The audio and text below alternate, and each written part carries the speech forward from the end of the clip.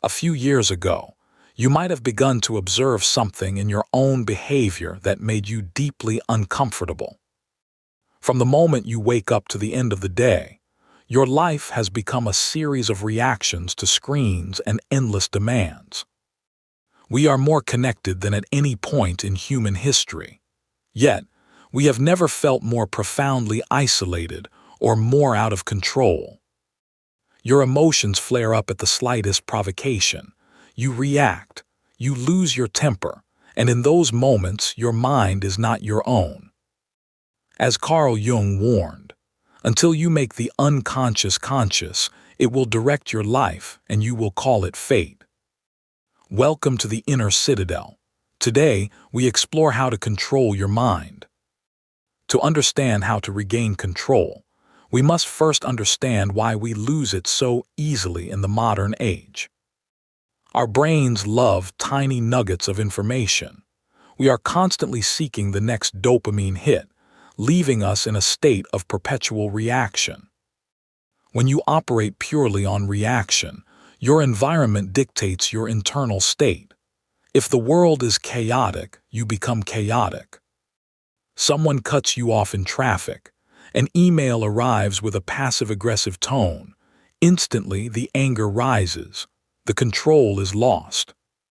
But your mind is the most powerful weapon in the world, and it is the only thing you truly own when the storms of life arrive.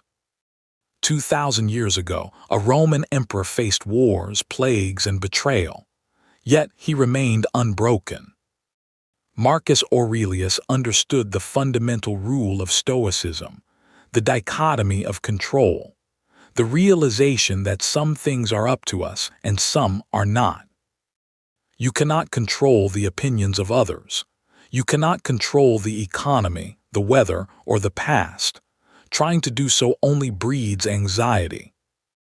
What you control is your judgment, your response, your will, the space between the stimulus and how you choose to act. When you focus entirely on your own actions, the external noise begins to fade. The walls of your inner citadel grow stronger. But knowing this logically is not enough. The mind is stubborn. Emotions are powerful, ancient forces. To truly master yourself, you cannot simply suppress what you feel. Suppression is not control. It is merely delaying the explosion. This is where we must turn to the profound depths of modern psychology, specifically the work of Carl Jung.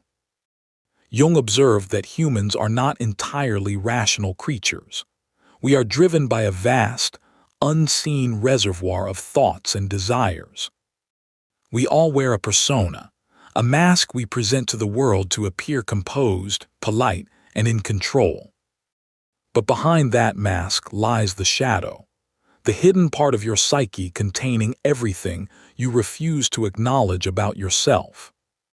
Your anger, your jealousy, your deepest fears. If you do not understand these forces, they will control you from the dark. When you suddenly lose control and overreact to a minor insult, it is rarely the stoic, rational mind that is acting. It is the shadow, breaking through the cracks of your persona, demanding to be felt and recognized. To control your mind, you must first sit with your shadow. You must invite your darker emotions to the table without judgment.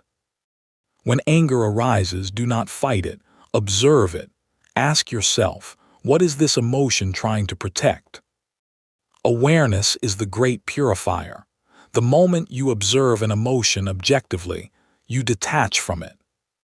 You transition from saying, I am angry, to saying, I am experiencing the feeling of anger. This subtle shift in language is a monumental shift in power. You are no longer the emotion. You are the sky in which the emotion floats. Clouds come and go, storms rage and pass, but the sky remains entirely unharmed and unchanged. Psychiatrist and Holocaust survivor Viktor Frankl profoundly understood this inner architecture. He discovered that the last of human freedoms is the ability to choose one's attitude in any given set of circumstances. Between stimulus and response, there is a space, and in that space lies our power to choose our response. In our response lies our growth and our freedom. So, how do we actively expand this space in the chaos of our daily lives? The Stoics practiced a concept called amor fati, a love of one's fate. It is not merely passive resignation. It is the radical acceptance of everything that happens to you, embracing it as necessary and even beneficial. When a project fails, when illness strikes, or when someone betrays your trust, your instinctive reaction is to fight reality. You wish for the past to be different. This friction between what is and what you want it to be is the birthplace of all anxiety. Amor fati removes this friction. You do not simply endure the fire, you use it as fuel. As Marcus Aurelius wrote, "A blazing fire makes flame and brightness out of everything that is thrown into it." The obstacle becomes the way. The difficult colleague becomes a practice in patience. The failure becomes a masterclass in resilience. This mindset requires a total anchor to the present moment. You cannot control your mind if it is constantly time-traveling. Anxiety lives almost exclusively in the imagined future. Depression often lingers in the unchangeable past. Control can only be exercised right now, in this very second. The present is the only place where your will has any power. Seneca, another great Stoic thinker, observed that we suffer more often in imagination than in reality. We construct elaborate scenarios of ruin, rejection, and catastrophe that never actually come to pass. To silence these mental phantoms, you must continually pull your attention back to the physical world. Feel the ground beneath your feet. Notice the rhythm of your breath. Listen to the ambient sounds of the room around you. When the mind tries to run away into fear, gently, but firmly, bring it back to the undeniable reality of the present. Another critical pillar of mental control is the complete detachment from external validation. In the modern age, we have outsourced our self-worth to strangers. We crave likes, views, and digital applause. We live in perpetual fear of judgment, criticism, or being cast out by the tribe. But handing over the keys to your self-esteem to the unpredictable crowd is a dangerous and foolish game. The crowd is fickle. It loves you today and it will turn on you tomorrow for reasons you cannot control. The walls of your inner citadel must be built entirely of your own principles, your own character, and your own virtues. Carl Jung noted that the privilege of a lifetime is to become who you truly are. He called this process individuation, stripping away the expectations of society, the masks, and the desperate need to fit in. It is a lonely path.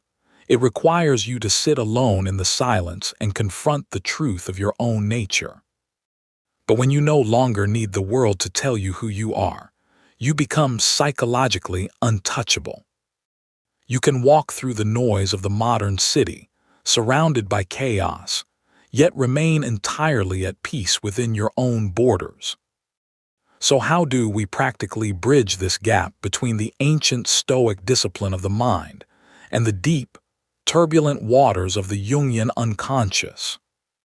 Jung recommended a practice he called active imagination, a method of deliberately opening a dialogue with the darkest parts of your own mind. Instead of running away from your intrusive thoughts or trying to forcefully banish them, you sit with them. You ask them what they want.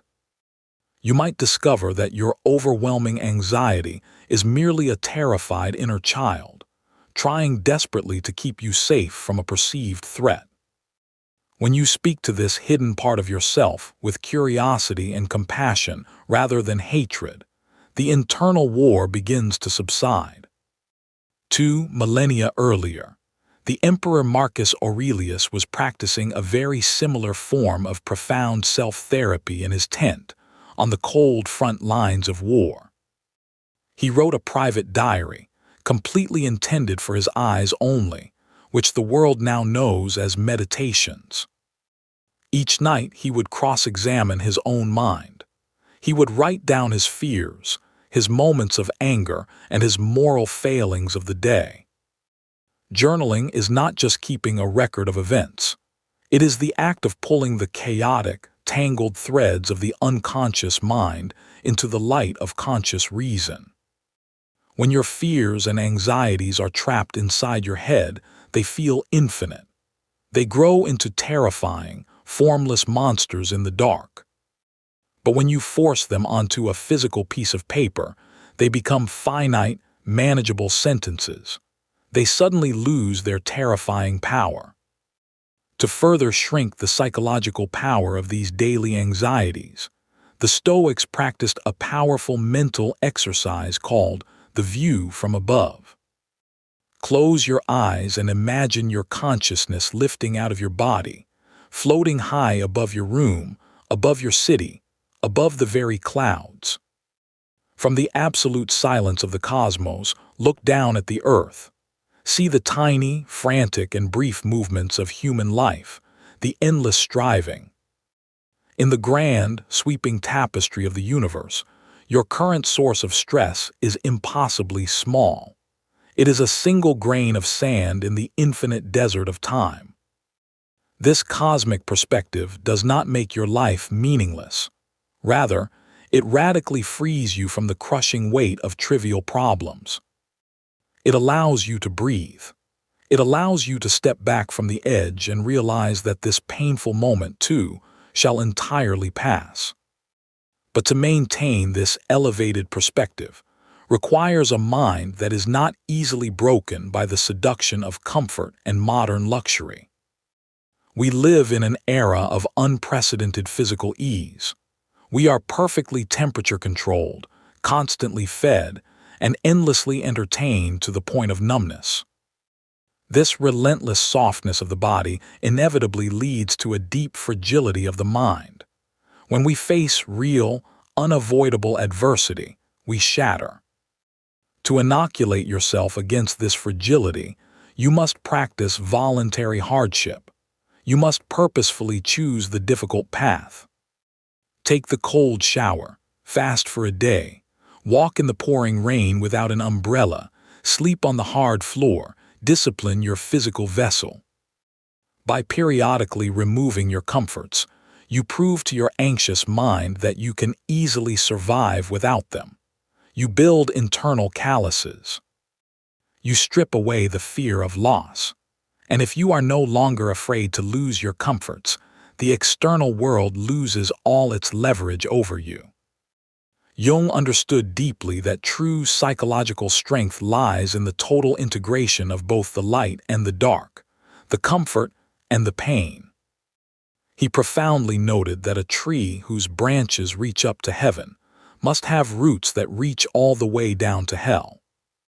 You cannot be a truly good, disciplined, and peaceful person if you are merely harmless, passive, and weak. True virtue and control is having the absolute capacity for chaos and destruction, but choosing every single day to keep it sheathed. The mind you are trying to build through Stoicism and shadow work is not a rigid stone wall that will eventually crack under immense pressure. It is water. It yields to unexpected obstacles. It flows effortlessly around barriers. Yet over time, it possesses the power to carve through the hardest rock. To be like water is to embrace the ultimate form of control, the realization that true strength requires absolute flexibility, not brittle rigidity. But as you embark on this lifelong practice of mental mastery, you must anticipate failure. You will stumble. There will be days when the noise of the world overwhelms you, when your anger flares up, and when the shadow takes the wheel. When this happens, the most crucial step is to avoid the trap of self-hatred. Do not punish yourself for being human. Marcus Aurelius reminded himself constantly to not be disgusted, nor to give up, if he failed to act rightly in every single instance. The goal of Stoicism is not absolute perfection. The goal is a quick recovery. How fast can you return to your center after you have been pushed off balance? To speed up this recovery, you must cultivate the deeply uncomfortable habit of profound, daily silence. We fill every spare second of our lives with podcasts, music, and digital chatter because we are terrified of what we might hear if we simply sat alone with ourselves. But it is only in the absolute absence of external noise that the voice of the unconscious mind can finally be understood. When you sit in silence, the muddy waters of the mind begin to settle. The dirt sinks to the bottom and the water becomes perfectly clear. In that clarity, you will come face to face with the ultimate perspective-shifting tool of the ancients, memento mori. Remember that you will die. Your time on this earth is violently limited. Every breath you take is one breath closer to the end of your story. When you truly internalize your own mortality, the petty grievances of daily life suddenly become absurd. Why spend your rapidly diminishing hours furious at a stranger on the internet? Why let an unkind word destroy your precious afternoon? You simply do not have the time to be outraged. You do not have the time to be a prisoner of your own reactive emotions. You have the power to revoke the permission you gave the world to upset you. You can simply say, "This does not matter." This shedding of unnecessary opinions is the ultimate act of mental decluttering. It leaves room only for what is truly essential. Your virtues, your character, the way you treat the people directly in front of you, your deep internal peace. Building this inner citadel is not a weekend project. It is the great work of a lifetime. Brick by brick, habit by habit, observation by observation, you forge an unshakable core by choosing awareness over reaction every single day.